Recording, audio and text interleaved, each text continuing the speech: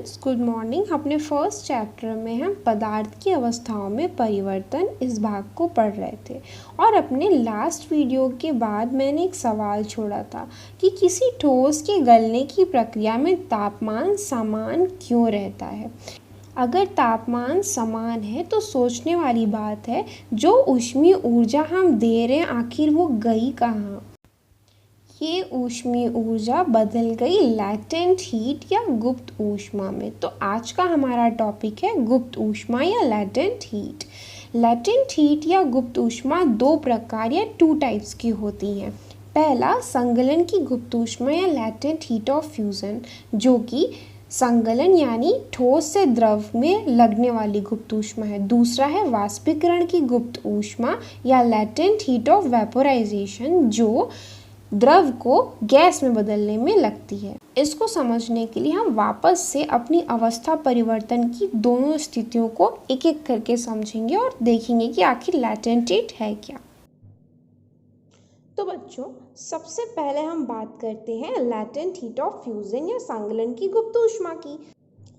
चूँकि हम संगलन या फ्यूज़न की बात कर रहे हैं तो हमें वापस से उसी सेटअप में जाना पड़ेगा जहाँ से ये फ्यूज़न शुरू हुआ था। वो शुरू हुआ था, हमने एक बीकर लिया था, उसमें आइस लिया था और उसको गर्म कर रहे थे यानी ऊष्मा दे रहे थे और एक थर्मामीटर लगाया था। याद है, पिछले वीडियोज़ में ये किया था हमने। तो हम लोग थोड़ी देर बाद क्या देख रहे थे, ये आइस मेल्ट हो जा रही थी यानी गल जा रही थी और गल करके जल में परिवर्तित हो जा रही थी। और इस प्रक्रिया को हम क्या कह रहे थे, संगलन या फ्यूज़न। और याद होगा कि कैसे हमने इसमें टेम्परेचर चेंज देखा था।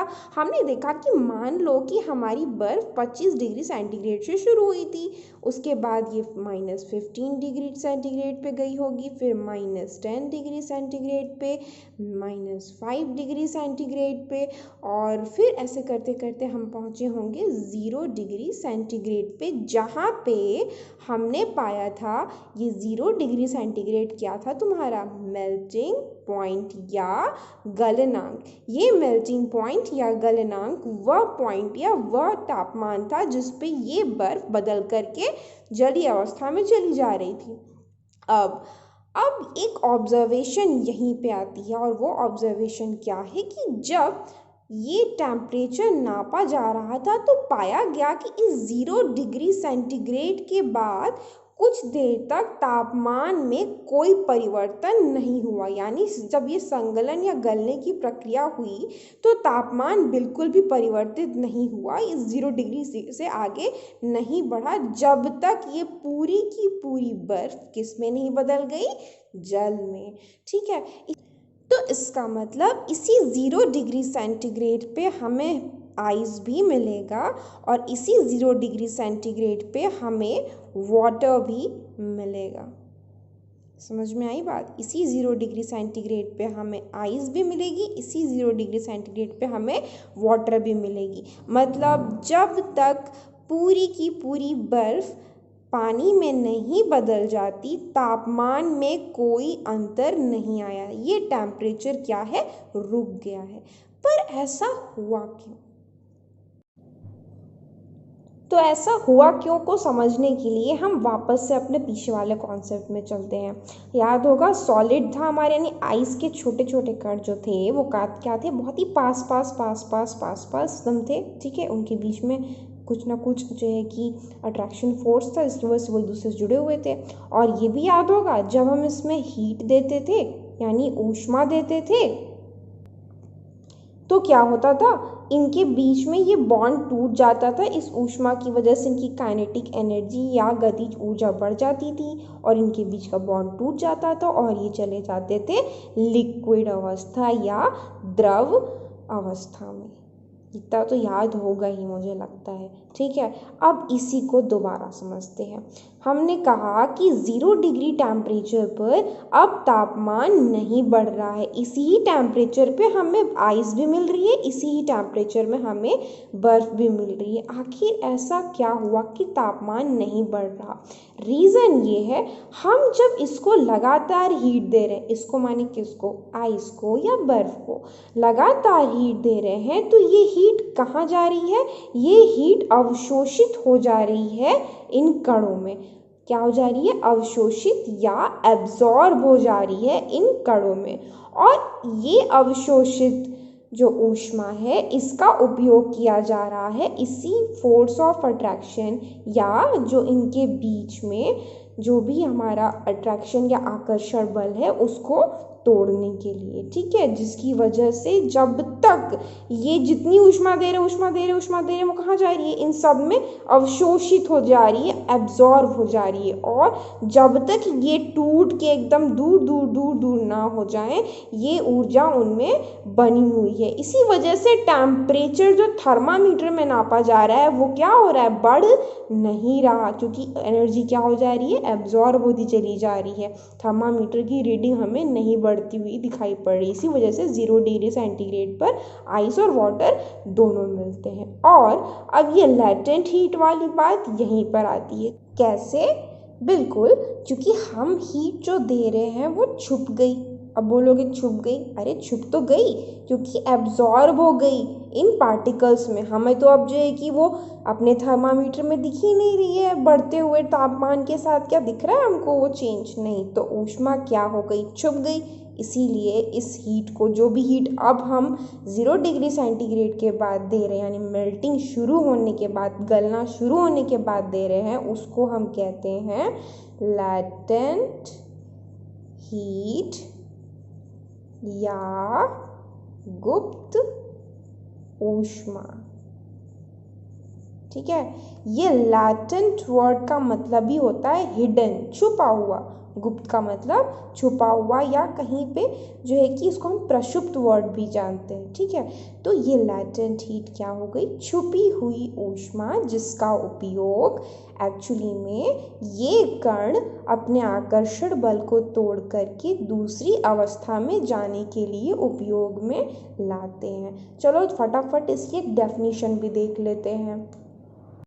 लैटेंट हीट ऑफ फ्यूजन या संगलन की गुप्त ऊष्मा, वायुमंडलीय दाब पर 1 किलोग्राम ठोस को उसके गलनांक यानी मेल्टिंग पॉइंट पर द्रव में बदलने के लिए जितनी ऊष्मीय ऊर्जा की आवश्यकता होती है उसे संगलन की गुप्त ऊष्मा या लैटेंट हीट ऑफ फ्यूजन कहते हैं।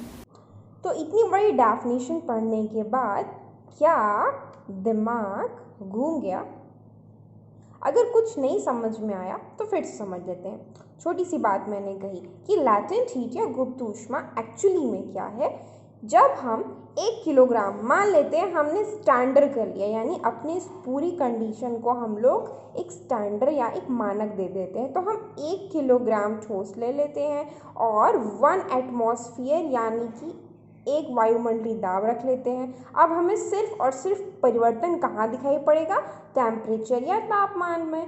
तो जो भी तापमान हम गलनांक पे, ठीक है, यानी एक बार हम हीट देना शुरू कर रहे थे, उसके बाद जब ठोस अपने गलनांक पर पिघलना शुरू हुआ तो जो भी ऊष्मा अब लग रही है वो किसमें लगेगी, सिर्फ और सिर्फ इस अट्रैक्शन या आकर्षण को तोड़ करके दूसरी अवस्था में जाने के लिए। इसका मतलब वायुमंडलीय दाब पर 1 किलोग्राम ठोस को उसके गलनांक पर ठोस से द्रव अवस्था में बदलने के लिए जो भी ऊष्मा लग रही है उसे हम लैटेंट हीट या गुप्त ऊष्मा कहते हैं। अब तो मुझे लगता है शायद समझ में आ गया होगा, है ना।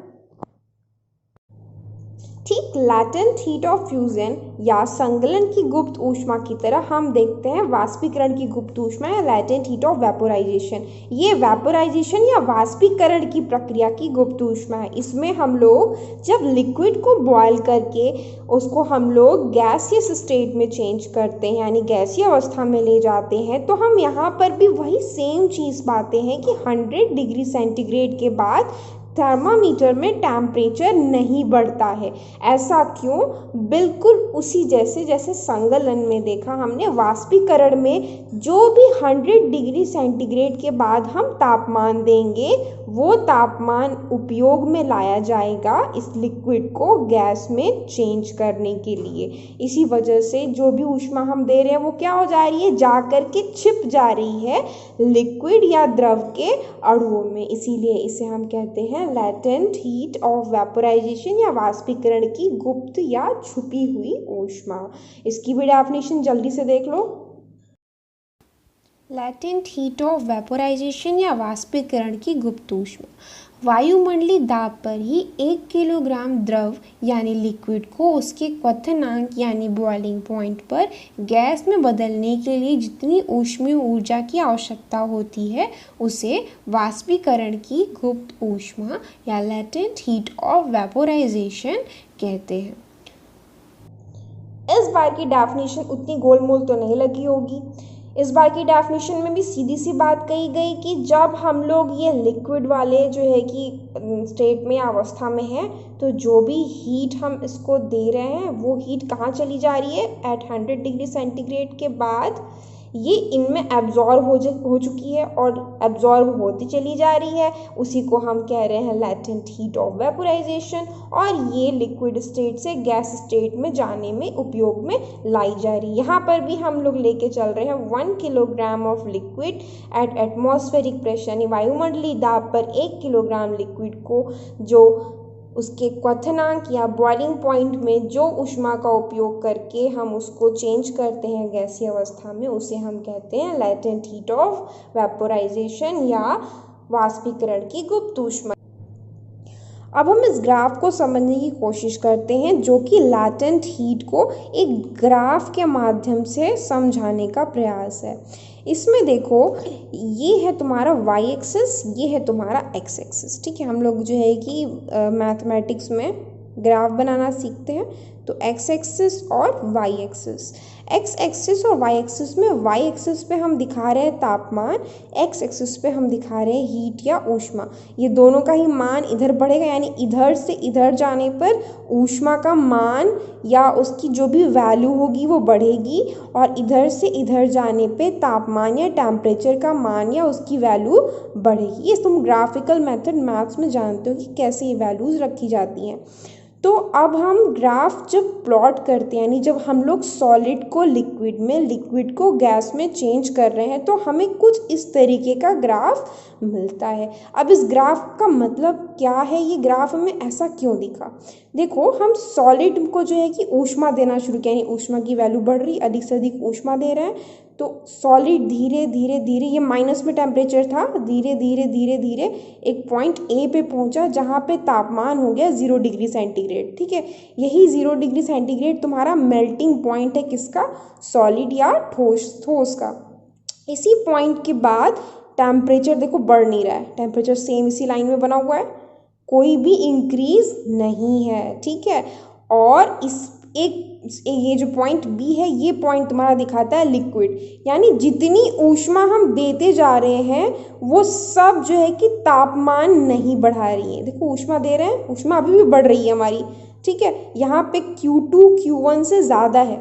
ठीक है, Q हम हीट को दिखाने के लिए यूज़ करते हैं तो Q2 यहाँ Q1 से ज़्यादा है यानी इसकी वैल्यू इससे ज़्यादा है तो ऊष्मा की वैल्यू तो बढ़ गई लेकिन टेम्परेचर देखो क्या है, सेम है। ठीक है, ये एक्चुअली में ये तुम्हारा दिखाता है, ये पूरा रीज़न दिखाता है तुम्हारा लैटेंट हीट या गुप्त ऊष्मा। और किसकी लैटेंट हीट, हम ठोस से लिक्विड में जा रहे हैं यानी संगलन की गुप्त ऊष्मा या लैटेंट हीट ऑफ फ्यूज़न। और इस पॉइंट पर यानी मेल्टिंग पॉइंट पर ये तापमान बिल्कुल नहीं बढ़ रहा क्योंकि ये किस में यूज़ हो रहा है, अवस्था परिवर्तन में। ठीक उसी तरीके से फिर से जो है कि लिक्विड को हम गर्म करना शुरू करें यानी ऊष्मा देते जा रहे हैं देते जा रहे हैं देते जा रहे हैं देते जा रहे हैं तो ये जो है कि बढ़ करके पॉइंट सी तक पहुंचा, 100 डिग्री सेंटीग्रेड तक पहुंचा। 100 डिग्री सेंटीग्रेड तुम्हारा क्या होता है, बॉइलिंग पॉइंट। और इस पॉइंट के बाद फिर तापमान बिल्कुल समान हो गया जबकि ऊष्मा बढ़ाई जा रही है और एक समय के बाद हमें गैस अवस्था मिली। ये जो डिफरेंस या अंतर होगा Q4 और Q3 के बीच में ये तुमको देगा लैटेंट हीट ऑफ वेपोराइजेशन या वाष्पीकरण की गुप्त ऊष्मा। तो ये है पूरा ग्राफ। इस ग्राफ में सारी पॉइंट्स को बताया गया, आप इसको पॉज करके ड्रॉ कर सकते हैं। होपफुली ये समझ में आया होगा। Thank you students for watching and keep enjoying the chemistry lectures. Wait for the next lecture.